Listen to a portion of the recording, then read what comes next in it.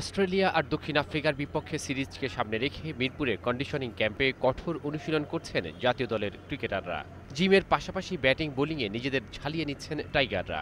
Wait ট্রেনিংয়ের সময় কোমরে চোট পাওয়ায় মাহমুদুল্লাহ রিয়াদকে হাসপাতালে নিয়েছে বিসিবি। অনুশীলন শেষে সাংবাদিকদের সাথে কথা বলেন পেসার কামরুল ইসলাম রাব্বি।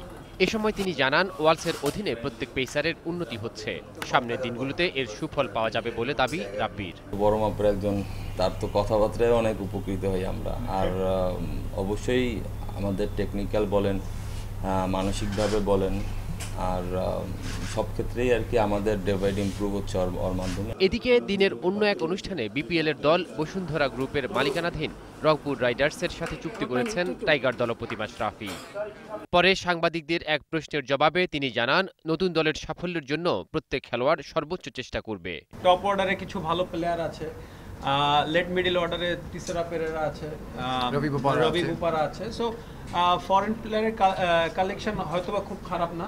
এখন আমি যেটা আগেও বললাম যে আমাদের লোকাল প্লেয়ার আমরা অন ফিল্ডে কেমন খেলছে এটা কিন্তু ম্যাটার করবে। নভেম্বরের প্রথম সপ্তাহে শুরু হবে বিপিএল এর পরবর্তী আসর। সৌরভ ইমাম, 21 টেলিভিশন, ঢাকা।